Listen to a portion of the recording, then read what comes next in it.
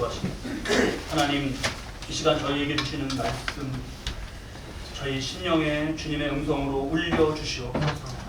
그리하여서 우리의 영혼이 세상 어디에서도 얻을 수 없는 생명의 양식을 하나님의 말씀 가운데 얻는 시간이 되게 하여 주시옵소서.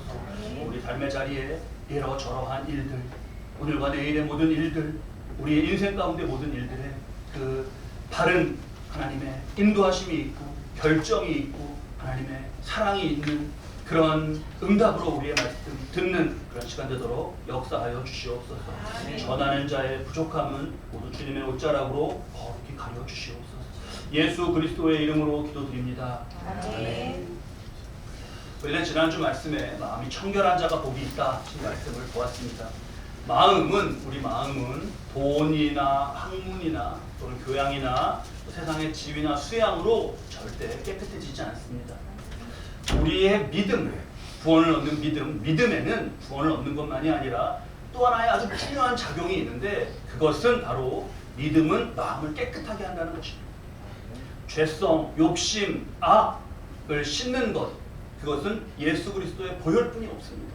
그래서 그 보혈을 고백하는 믿음, 그 고백에 계속해서 머물러 있는 나의 마음, 그때에만 우리는 주님 말씀하신 이 청결을 지켜갈 수가 있습니다. 마음이 청결한 자는 하나님을 깨닫고 느끼고 보듯이 안다고 하셨어요. 자, 그러한 복이 있으시기 바랍니다. 오늘 우리가 드리는 예배도 보혈의 씻김이 있는 그런 예배가 되고, 청결해져서, 더욱 청결해져서 나를 향하신 하나님의 그 말씀으로 하나님을 만나는, 하나님을 보듯이 만나는 그러한 예배가 되기를 바랍니다. 복 있는 사람, 7번째는 화평케 하는 자입니다. 화평케 하는 자. 죄로 인간에게 나타난, 죄의 결과로 인간에게 나타난 가장 뚜렷한 결과는 불화입니다. 에덴 동산에서 뱀에게 속아서 선악과 그 죄를 지은 아담과 하와, 하나님이 아담에게 그 직후에 물으십니다. 우리 말씀 좀 보여주시겠어요? 창세기 3장 11절 말씀인데요. 예수님, 하나님이 뭐라고 물으시냐면, 내가 네게 먹지 말라 명한 그 나무 열매를 네가 먹었느냐 물으십니다. 자, 우리 12절 말씀을 함께 읽겠습니다. 아담이 이르되 하나님이 주셔서 나와 함께 있게 하신 여자, 내가 그 나무 열매를 내게 주므로 내가 먹었나이다. 자, 그냥 대화인 것 같지만 벌써 이 하나님 말씀 어기면서 죄의 상태로 들어가면서부터 나타나는 모습들이 있습니다. 여러분, 하나님께서 11절에 내가 내게 명한 그 나무 먹지 말라 명한 그 나무 열매를 네가 먹었느냐 물으셨죠. 그러면 여러분 뭐라고 대답하면 되죠? 먹었으면 먹었다, 안 먹었으면 안 먹었습니다. 그렇죠? 근데 대답은 어떤가요? 저기 뒤에 보면은 먹었냐 안 먹었냐 전에 뭐가 말이 길어요. 항상 이렇습니다. 하나님이 주셔서 나와 함께 그 여자가, 여기 그 여자가 그가 누구죠? 하와죠. 아내도 아니고 그라고 해요.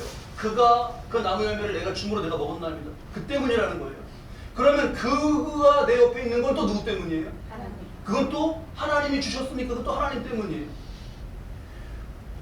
말씀 어기고 내 손으로 집어서 내 입에 넣고 씹어서 삼키고 다 내가 했는데, 근데 누가 없어요? 내가 없어요. 다 때문에고. 그러니까 벌써 여기서 우리는 죄에 물들어간 모습을 보게 됩니다. 이 가정에서 첫째 아들 가인, 둘째 아들 아벨이 나왔습니다. 그랬죠? 첫째 아들 가인이 둘째 아들 아벨을 때려서 죽입니다. 인류의 첫째 아들이 살인자, 인류의 둘째 아들이 그 살인의 피해자. 죄의 확장으로 나타나는 결과들, 불화들 느껴지시죠? 이번에는 하나님이 가인에게 물으십니다. 내 아우 아벨이 어디 있느냐? 가인이 이렇게 대답해요. 내가 알지 못하나이다. 내가 내 아우를 지키는 자니까. 저 대답을 보면서 느껴진 게 있어요. 꼭 아버지를 닮았구나. 아니, 지금 자기가 이렇게 죄 지어놓고 내가 알지 못하나이다. 내가 내 아우를 지키는 자니까. 자, 여러분, 이 죄와 불화의 연결을 우리가 잘 봐야 됩니다. 죄와 불화는 에덴 동산 최초의 그 관계 속에서의 어떤 이런 사건이 있었어 라고 역사적으로만 알려주는 것이 아닙니다. 이것은 영적 원형으로 오늘날 세상에 다양한 자리에서 다양한 버전으로 반복되고 있어요. 두 사람 간의 관계, 가정, 사회, 국가 같은 그런 여러 단위에서 그 안에서의 작은 갈등이나 불화나 대립이나 혐오나 심지어 전쟁까지 여러 가지 모습으로 나타납니다. 우리가 이거를요, 김밥으로 기억하면 됩니다. 김밥. 김밥은 여러분, 여기를 잘라도 그 속이 나오고 이쪽 끝을 잘라도 그 속이 나옵니다. 속이 똑같습니다. 창세기에 여기를 잘라가지고 본 영적 원형 그 모습이 오늘 우리가 사는 말세의 불화의 여기를 잘라도 그 속에는 그대로 들어있습니다. 그래서 불화의 어떤 모습들을 보면 그 안에 항상 죄, 거짓말, 핑계, 말이나 행동으로의 폭력, 무책임, 또 가정적인 세팅 안에서의 그것이 내려가는 것이 반드시 담겨 있습니다. 마치 김밥 자르면 그 안에 반드시 햄이나 당근이나 뭐 그런 것이 들어있는 거랑 똑같아요. 자, 그 속에서 화평케 하는 자를 지금 하나님 말씀하시는 거예요. 그 속에서 화평케 하는 자. 먼저 화평, 평화 이거를 우리가 말씀을 잘 이해하기 위해서 평화를 잘 정의해야 됩니다.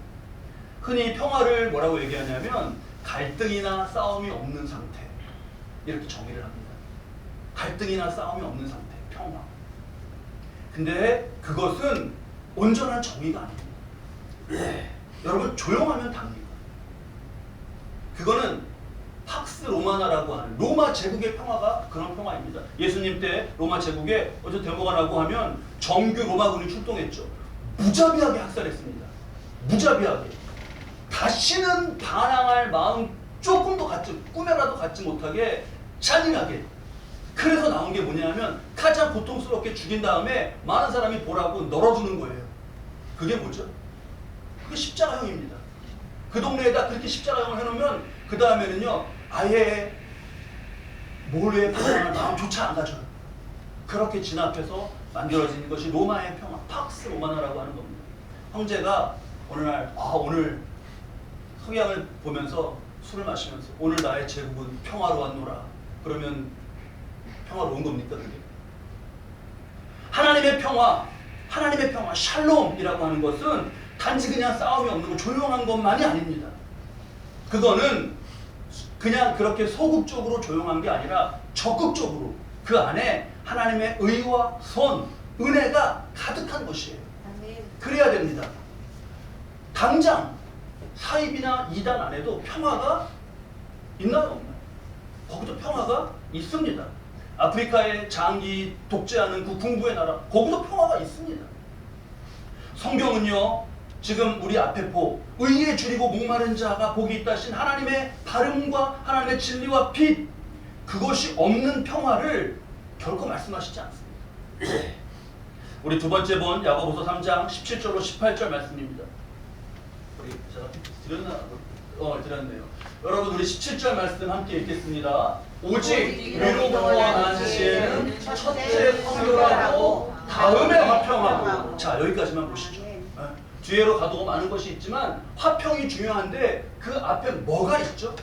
성결하고 그 다음에 화평입니다.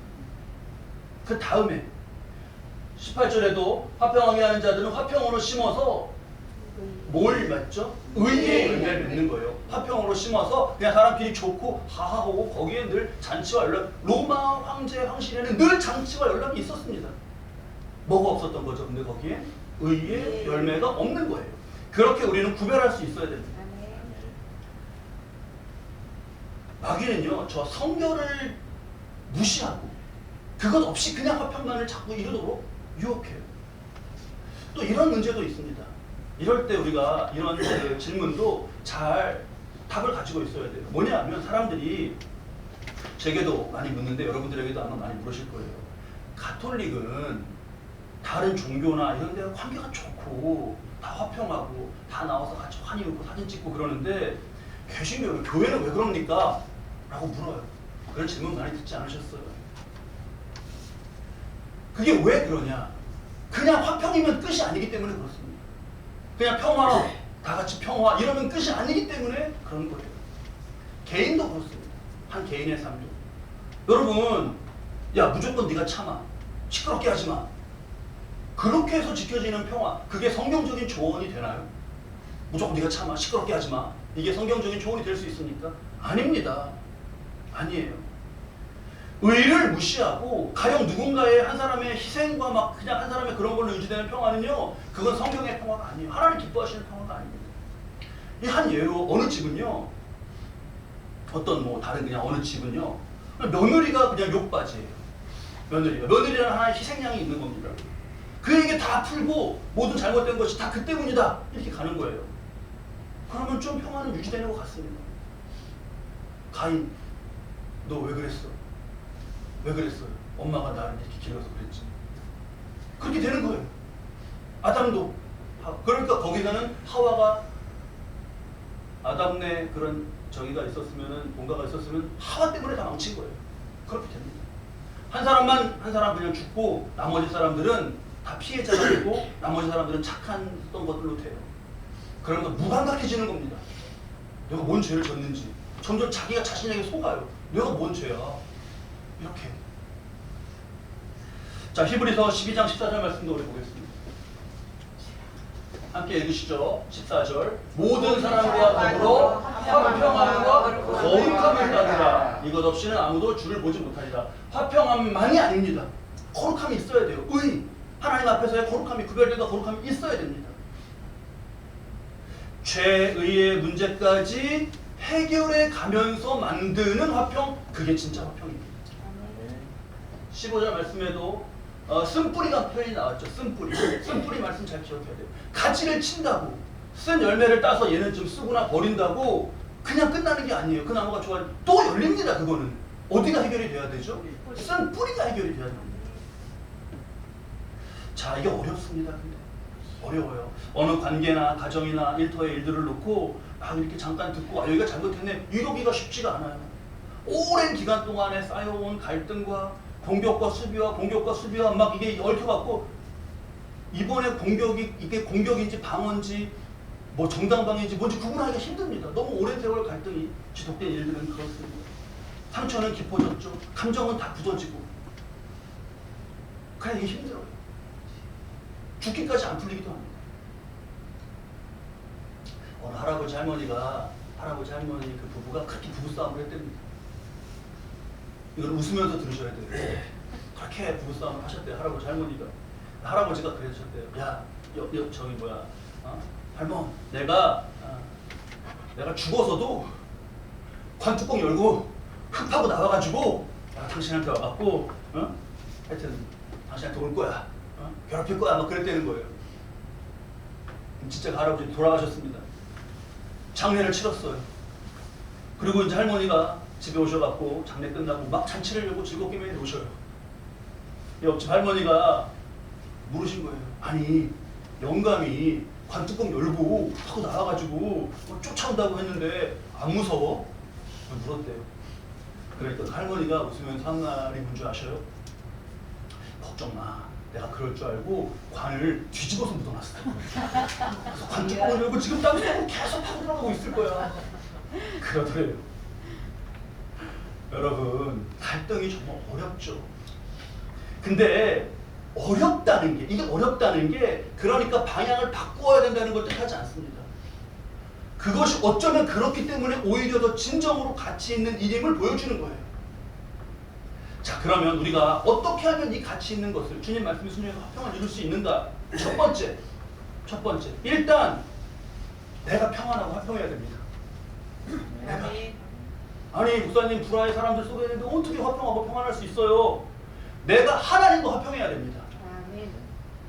우리 로마서 15장 33절 말씀입니다. 함께 읽으시죠. 평강의 하나님께서 너희 모든 사람과 함께 계실지어다. 아멘. 저게 로마서 15장 말씀의 가장 끝이에요. 그러고 나면 16장이 됩니다. 그렇죠? 말씀을 우리 통독하시고 하신 분들은 다 아실 거예요. 로마서 16장은 마지막 장인데 거기 가면 어떤 내용이 주로 나오죠?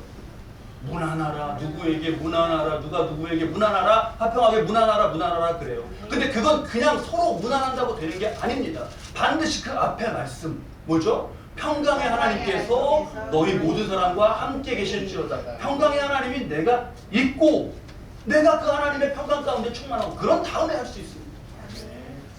하나님과 화평하지 않을수록요, 여러분, 이 바깥 변수에 사람이 많이 흔들립니다.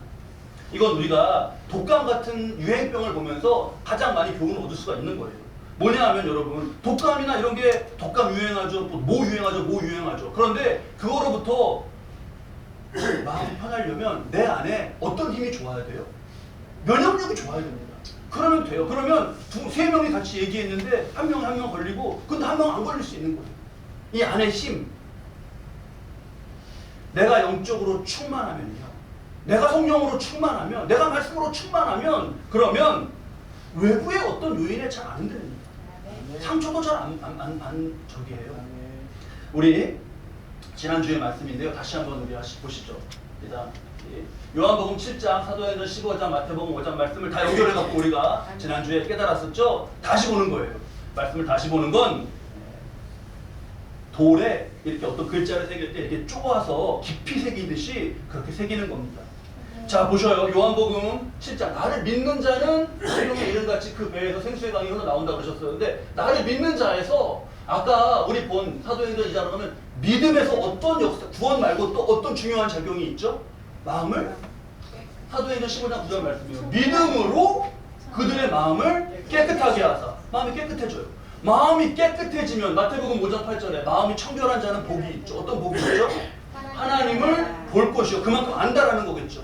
그만큼 하나님을 깊이 느낀다는 거겠죠. 그렇게 하나님을 알고 깊이 느끼면 5번으로 가면 어떻게 돼요? 그 배에서 생수의 강이 흘러나와요. 그러니까 어디 가서 생수를 구하러, 어디 가서 어떤 인정을 구하러, 어디 가서 바깥 그거에 그러지 않아도 됩니다. 내 안에 생수가 나오고 갈급하지 않으니까.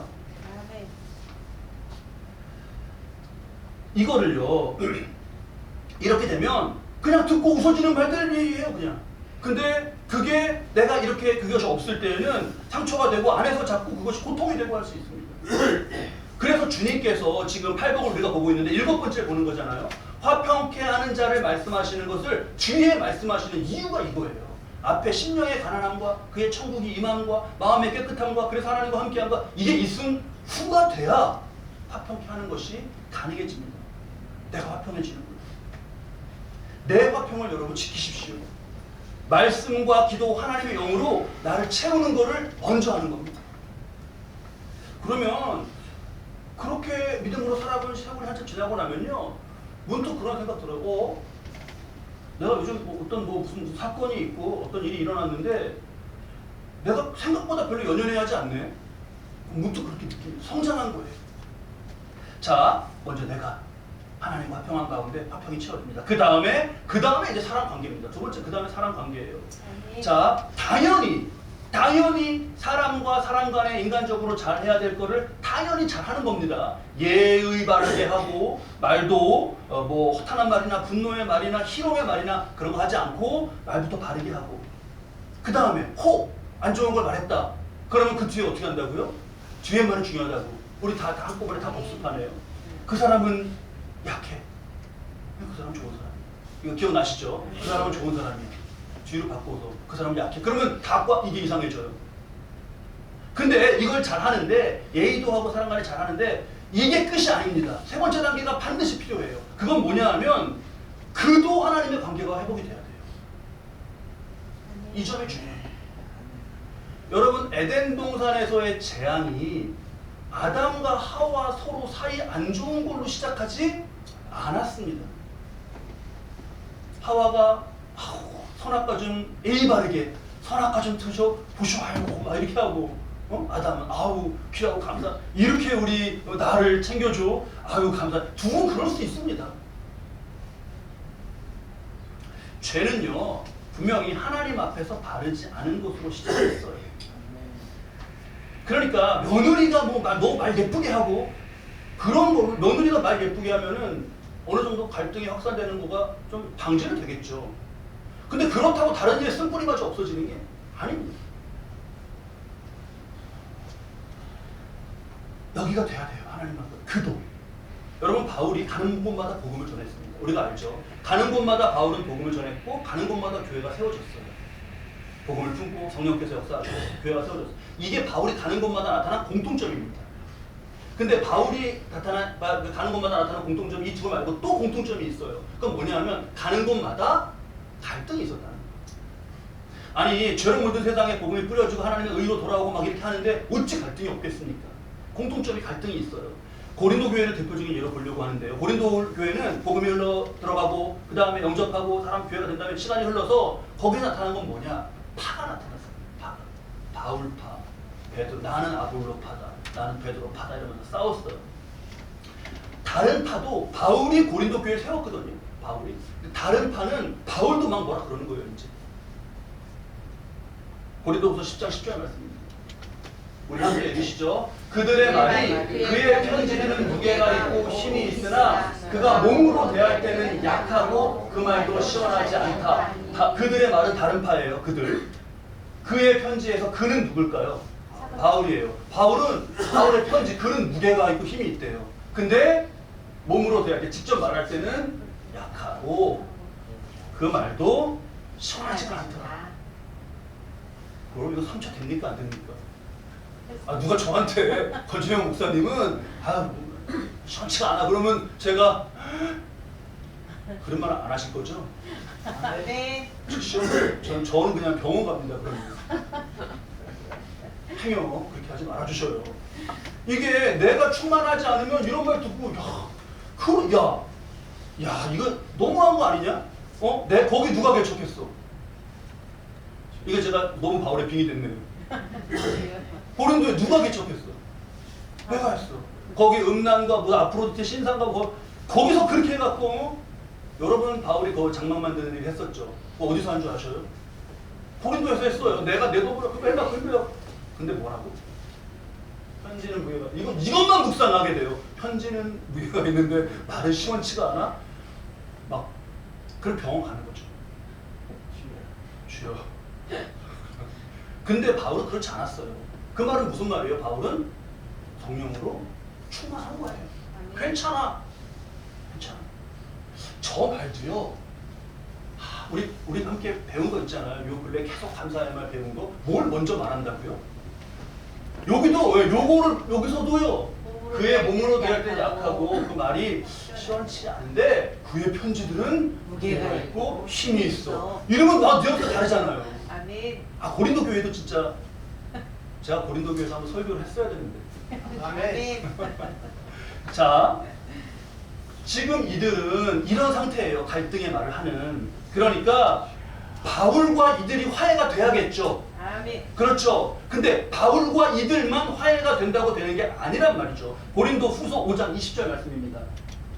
우리 함께 읽겠습니다. 이거는 바울이 그들에게 이렇게 전한 거예요. 5장 20절 말씀 함께 읽겠습니다. 그러므로 우리가 그리스도를 대신하여 사신이 되어 하나님이 우리를 통하여 너희를 권면하신 것 같이 그리스도를 대신하여 간청하노니 너희는 하나님과 화목하라. 아멘. 바로 이거죠. 야, 우리 그러지 마. 나한테 그러지 마. 너네도 말로 할 때 시원치 않아. 너네는 뭐 얼마나 잘한 줄 알아? 이게 아니라 너희도 하나님과 화목하라. 아멘. 이게 우리가 구하는 평강 가운데 반드시 있어야 되는 겁니다. 아멘. 고린도 교회에 쓴 뿌리는 저거예요. 하나님이 아니라 사람이 높여진 거. 거기가 쓴 뿌리예요. 다른 거 화해하고 그날 만나갖고 다 풀고 그래봐야 소용없습니다. 여기서 또 나와요. 바울, 아볼로파 이걸로 또 나와요. 여기가 하나님과 화목한 가운데 여기가 하나님의 말씀으로 그 쓴 뿌리가 잘 되어야 됩니다. 아멘. 자, 누군가의 화평을 위해서 내가 구할 것, 내가 변해야 될 것은 기도하면서 변합니다. 아멘. 그가 변화해야 될 것도 구합니다. 아멘. 그러면서 아래에서 흘러야 되는 거는 영적으로 흘러야 되는 건 하나님과의 화목이에요. 뭐 그것이 어떤 방법인지 어떤 그 단계에서 뭐 복음을 전하는 것이든 그에게 선포하는 것이든 아니면 뭐 대화를 하는 것이든 아니면 좋은 얘기를 해주는 것이든 그것은 그 단계에서 지혜를 구합니다. 근데 그렇게 해가는 거 화평케 해가는 자 바로 그가 예수님의 복에 있다셔요. 이거 우리 이사야서 말씀과 똑같이 맞죠? 가서 복음을 전하는 자, 평화의 복음을 전하는 자. 근데 뭐가 아름답다고요? 그 자의 산을 넘는 발이 아름답다 그랬어요. 가고 있는데 이미 아름다워요. 그 산 넘어가서 어떻게 됐는데요? 잘 됐나 화해가? 복음을 전하면서 화해가 잘 됐나? 아니! 그거는 그 다음에 역사가 있을 것이고요. 하나님은 그렇게 해가는 그 발을 넘고 있는 그 발이 아름답다십니다. 아멘. 자, 그 복은 뭐냐? 한마디로 하나님의 아들, 딸이라 불리는 것입니다. 황제가 뭐 어디 잘났다는 사람이 하나님의 아들, 딸이 아니라요, 바로 화평케 하는 자가 하나님의 아들, 하나님의 딸입니다. 아멘. 자, 오늘 우리 말씀을 통해서 주님은 복의 방향을 가르쳐 주시는 나침반을 내 손에 쥐어 주신 거예요. 나침반은 어디를 가리키죠? 화평을 가리킵니다. 복의 나침반은요, 지상의 어떤 평화를 이루기 위한 목적만으로 주시는 게 아니에요. 죄는 사람을 동물로 자꾸 끌어내립니다. 금수만도 못한 이렇게. 근데 말씀은 하나님의 자녀로 끌어올려요. 사람을. 아멘. 아멘. 이 나침반은 그래서 우리를 끌어올려서 결국 거룩으로 천국으로 나가도록 인도합니다. 아멘. 관뚜껑 열고라도 찾아가겠다는 그런 불화와 한을 품고 계속 땅속으로 파고 들어가는 그런 영혼이 되지 않고 우리는 하늘, 거룩한 빛, 생명, 진정한 평안과 기쁨을 향해서 나아가시는 팔복의 사람들 되시기를 주님의 이름으로 축원합니다. 아멘. 기도하십시오. 아멘.